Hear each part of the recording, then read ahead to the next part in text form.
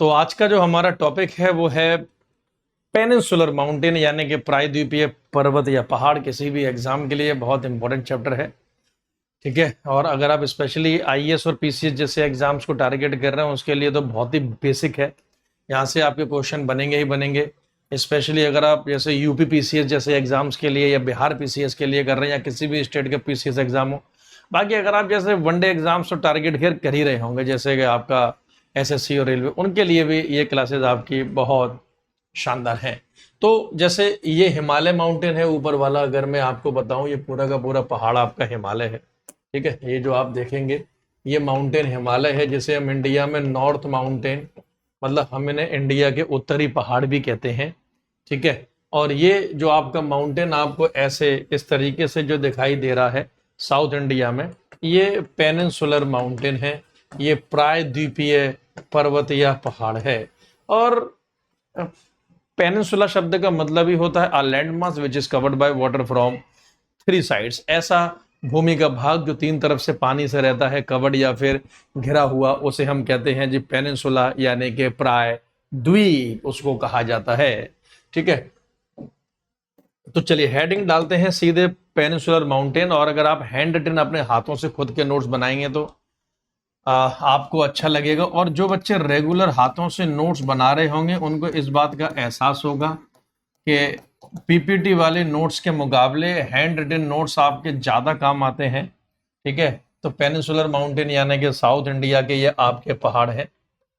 अधिकारी बनने जा रहे हैं आप सभी, तो इतना तो मतलब हुनर आपके अंदर होना चाहिए कि भाई सुनकर आप लिख सकें। फिर भी पेनिनसुलर माउंटेन यानी कि प्रायद्वीपीय पर्वत, प्रायद्वीपीय पर्वत। तो मैं आपको यह बता देना चाहता हूं कि पेनिनसुलर माउंटेन आपके तीन भागों में बटे हुए हैं। तीन प्रकार के आपके पेनिनसुलर माउंटेन या फिर प्रायद्वीपीय पर्वत हैं। कितने प्रकार के? तीन प्रकार के। एक पेनिनसुलर माउंटेन आपके हैं जी, इसमें जिन्हें हम लोग कहते हैं आ जाइए सही बच्चे पहले, हाँ, सेंट्रल हाईलैंड्स, शुद्ध हिंदी में मध्य उच्च भूमियां कहा जाता है। मध्य उच्च भूमि या भूमियां, ठीक है, और सेंट्रल हाईलैंड्स, ठीक।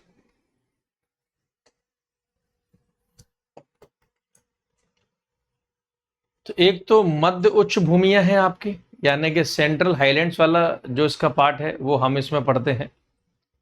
और एक है जी आपके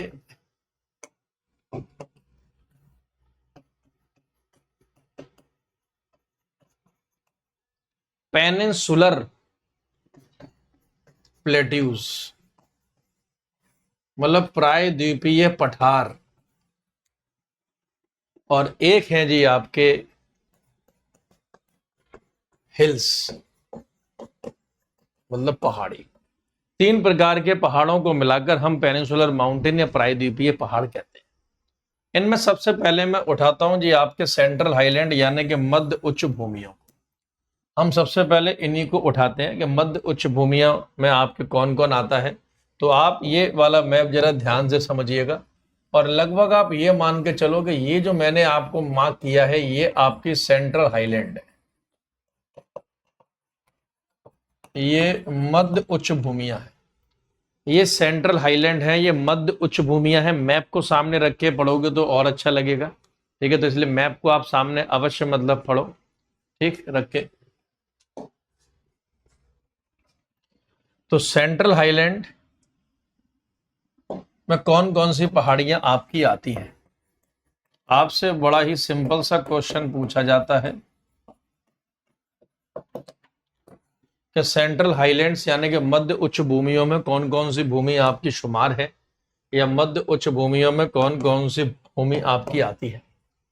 तो मध्य उच्च भूमियों में सबसे पहले आप लिख लो जी विंध्या, मतलब विंध्या माउंटेन है। फिर आप लिख लो जी मालवा प्लेट्यू है, मतलब मालवा के पठार हैं। फिर इसी में आपके आते हैं जी बुंदेलखंड, बुंदेलखंड। यहीं आपके आते हैं जी बघेलखंड, बघेलखंड। यहीं आपके आते हैं जी अरावली रेंज, अरावली की श्रेणी। ये कुछ मुख्य हैं जो कि ये सेंट्रल हाईलैंड यानी कि मध्य उच्च भूमियों का निर्माण करती हैं। इसी को अगर मैं आपको मैप में दिखाऊं या मैप में बताऊं, जो कि हमें देखना भी चाहिए, बिना मैप के तो ज्योग्राफी नहीं पढ़नी चाहिए। ज्योग्राफी ऐसे समझ लो जैसे जिंदगी के लिए सांसें हैं, वैसे ही आप समझ लो कि ज्योग्राफी के लिए मैप है। बिना मैप के अगर आप ज्योग्राफी पढ़ रहे हैं तो सिलेक्शन तो बहुत दूर की बात है, आप कभी ज्योग्राफी समझ भी नहीं पाएंगे। इस मैप में जब आप देखेंगे तो ये देखो, ये अरावली है, ध्यान से देख रहे होंगे जी आप, ये अरावली है, ये विंध्या है, मार्क करके भी लिखा हुआ है कि ये विंध्या है। इन्हीं के आसपास ही अगर आप देखेंगे तो ये विंध्या के ऊपर ये बुंदेलखंड, ये आपका बघेलखंड और ये मालवा, ये इस हिसाब से इनकी लोकेशन लगी हुई है। तो आप इसमें ऐसे लिख सकते हैं। अच्छा, बुंदेलखंड बघेलखंड में आपको एक और मैप में दिखा सकता हूँ, मेरे पास एक और मैप है। बहुत मेहनत करनी पड़ती है जी मैप के लिए ना, इसमें भी बुंदेलखंड बघेलखंड है नहीं, लेकिन मैं बना दूंगा, नहीं भी है तो आपका सर बना देगा भाई। देखो ये जो आपको लोकेशन दिखाई दे रही है, इस लोकेशन में ध्यान से देखो जी, ये विंध्या है, इसके ऊपर ये समझ लो ये बुंदेलखंड है, ये साइड में यहां बघेलखंड है, ये अरावली है, और यहीं एमपी में आप देखेंगे तो यहां मालवा है। यहीं एमपी मध्य प्रदेश में आपको दिखाई दे जाएगा जी मालवा। तो क्वेश्चन ये बनता है आपसे कि जैसे विंध्या कहां पर है, तो विंध्या आपके एमपी मध्य प्रदेश, मालवा भी कहां है, MP Madhya Pradesh, Bundelkhand MP plus UP दोनों में है, बघेलखंड आपका एमपी में है, अरावली आपका राजस्थान में है,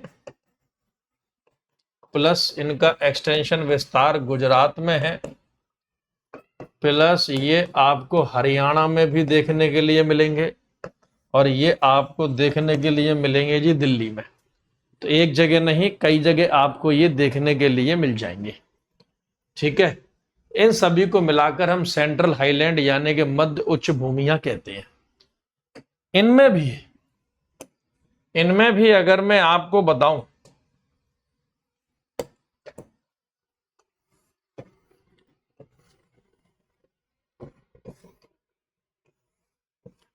इनमें भी आप विंध्या के बारे में लिख लीजिए, ये जो विंध्या है इनके बारे में लिख लीजिए। लिख लो आप, Vindhya mountain separates north and south India, north India and south India. एक क्वेश्चन तो एग्जाम में ये बनता है कि कौन से पहाड़, कौन से पर्वत उत्तर और दक्षिण भारत को अलग करते हैं, तो विंध्या के पहाड़, विंध्या के पर्वत उत्तर और दक्षिण भारत को अलग करते हैं। पहला क्वेश्चन तो ये हो गया, Vindhya mountain separates north and south India. ठीक है, यानी विंध्या के पहाड़ उत्तर और दक्षिण भारत को अलग करते हैं। ठीक है, तो एक तो आपको ये पता होना चाहिए। ठीक है, प्लस ये जो अरावली है, जो आपको यहां दिखाई दे रहे हैं अरावली, ये ओल्डेस्ट फोल्डेड माउंटेन है इन दी वर्ल्ड। ये पूरे संसार के सबसे पुराने वलित पर्वत हैं।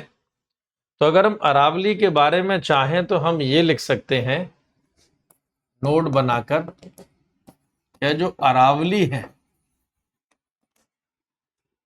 Oldest folded mountain in the world. विश्व के सबसे, स्वाति ठाकुर बेटा गुड इवनिंग। ठीक है, विश्व या संसार के